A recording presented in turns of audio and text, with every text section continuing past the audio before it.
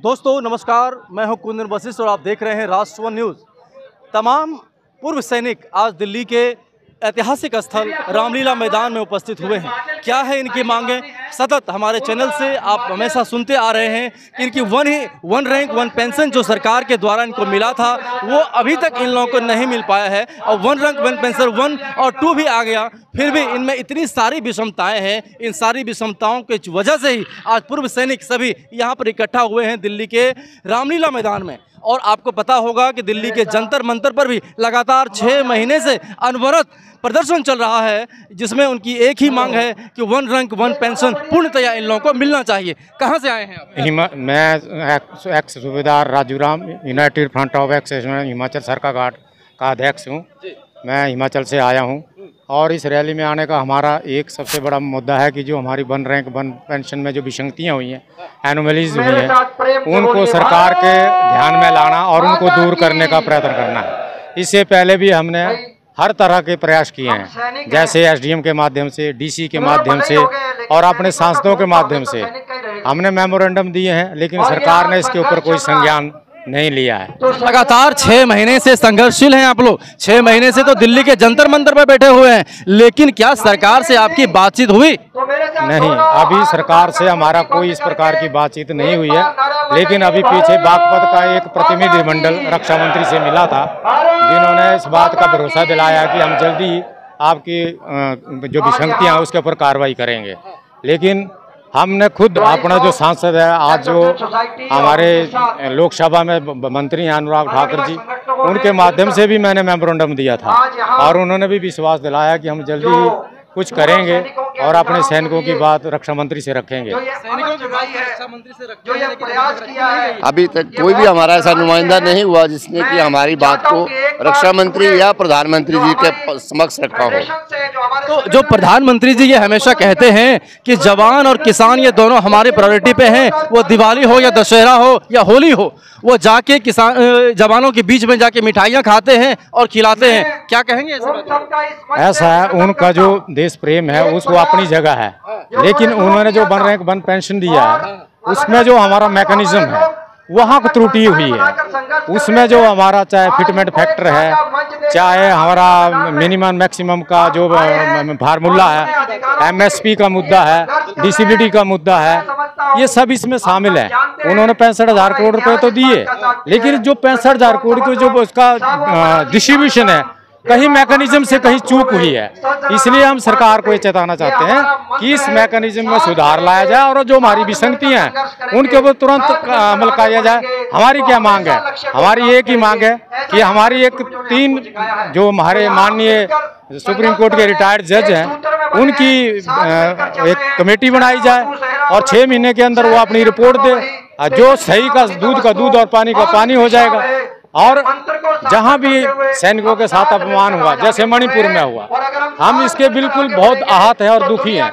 जो देश की रक्षा कर सकता है लेकिन अपने परिवार की रक्षा नहीं कर सकता, ऐसे सरकार को इसके बारे में कड़ा संज्ञान लेना चाहिए। लेकिन सर बड़ी बात तो ये है कि सरकार ने तो अभी तक आपसे बात ही नहीं की। तरह तरह के तरीके से आपने सरकार से बात करने की कोशिश की, लेकिन सरकार के तरफ से एक लेटर आप लोगों के लिए नहीं आया अभी तक। नहीं, ऐसा कुछ नहीं है। इसी कारण से आज ये जो ऐतिहासिक मैदान रामलीला में ग्राउंड में हम इकट्ठे हुए हैं, एक हमारा एक शक्ति प्रदर्शन है, ताकि उनको महसूस हो सके कि हम भी कुछ कर सकते हैं।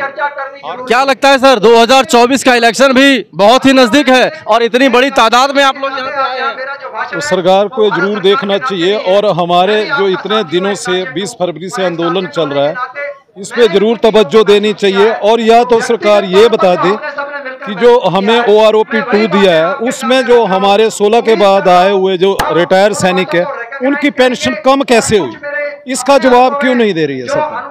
सर मान सम्मान की बहुत बड़ी बात है।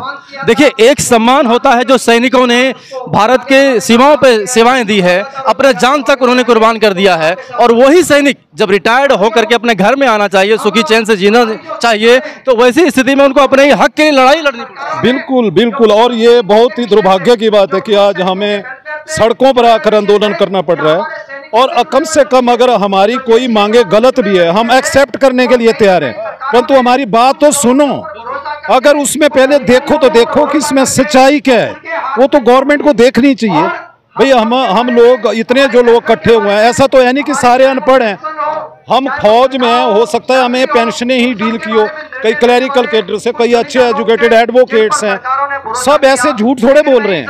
भाई ये पेंशन तो कम हुई है, आप सरकार ये क्यों नहीं बताई? जो 20 मई का लेटर आया, इन्होंने 20 जुलाई को एक रिप्लाई दी है, उसमें ये क्वेरी का जवाब नहीं दिया है कि 16 के बाद जो पेंशन आए उनकी पेंशन कम क्यों हुई।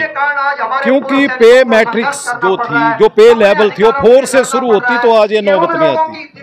तो पे मैट्रिक्स जो थी अप होती। सर एक बड़ा सवाल आपसे पूछ रहा हूँ, सवाल ये है कि जिस 1 रैंक 1 पेंशन की घोषणा या ये कहिए कि शुरुआत आपके तमाम ऑफिसर्स ने की, चाहे वो जीडी बख्शी साहब हों या तमाम एसएस सिंह साहब हों, वो लोग कहाँ हैं आज, कहाँ गायब हो गए?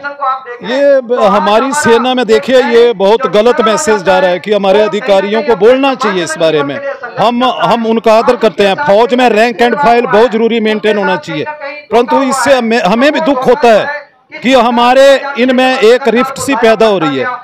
तो इसको उन लोगों को भी सोचना चाहिए। हमारी बातें तो सुनिए आप, अगर कहीं गलत है हम एक्सेप्ट करते हैं कि जो गलत है हम गलती मानते हैं, परंतु जहाँ न्याय देना है वहाँ तो न्याय दीजिए। ये सर ऑफिसरों की चुप्पी क्यों है अभी तक? सर ऑफिसर्स की चुप्पी क्यों है अभी तक? ऑफिसर की चुप्पी इसलिए है सर कि जब हमारा फिटमेंट फैक्टर 7 पे कमीशन में दिया गया, उस टाइम सर्विस पर्सन को 2.81 का फिटमेंट फैक्टर दिया गया, लेकिन जो रिटायर्ड है चाहे ऑफिसर क्यों नहीं, उनको 2.57 का दिया। उनको मालूम था कि आने वाले 5 साल में जब रिवीजन होगा तो जब हमारा फिटमेंट फैक्टर सर्विंग का बढ़ेगा तो रिटायर्ड का भी बढ़ेगा, लेकिन हमारे साथ ऐसा नहीं हुआ। हमारा फिटमेंट फैक्टर 2.57 रखा गया, जिसकी वजह से ये हुआ कि जो पिछले 2016 से पहले के सैनिक हैं उनकी पेंशन ज्यादा है और जो बाद में आए हैं उनकी पेंशन कम है। जब रिवीजन का मतलब है कुछ ना कुछ तो उसमें बढ़ोतरी होनी चाहिए। तब जो सरकार कहती है कि तमाम पहलुओं पर मेरी नजर रहती है, चाहे वो जवान की एक एक एक्टिविटीज हो, जवान के अंदर कोई कमी हो, उनको किसी सुविधा की दिक्कत हो, उन सब पर हमारी नजर रहती है, तो क्या सरकार ऐसे विषयों से अनभिज्ञ रही है? बिल्कुल, ये हमें दुख हो रहा है कि हम एक राष्ट्रवादी लोग जो हमेशा देश के बारे में सोचते हैं, आज भी हम ये नहीं चाहते कि हमारी वजह से किसी हमारे पब्लिक को, किसी जनता को हमारी वजह से कोई प्रॉब्लम आए। हम कितने दूर दूर से आ रहे हैं, आप देखिए यहाँ कितनी स्ट्रेंथ है। तो हम अपने इसलिए आ रहे हैं, हम न्याय के लिए आ रहे हैं। हमारा कोई उसमें गवर्नमेंट किसको क्या दे रही है भी हमें कोई प्रॉब्लम नहीं है, वो किसी को दे, परंतु हमारे साथ जो हुआ है 14 के बाद जो रिटायर आए उनके साथ जो गलत किया है उसको आप सही कीजिए, उसके लिए हम रो रहे हैं। तो ये बिल्कुल उनको देखना चाहिए और पता नहीं क्यों नहीं देख रहे हैं।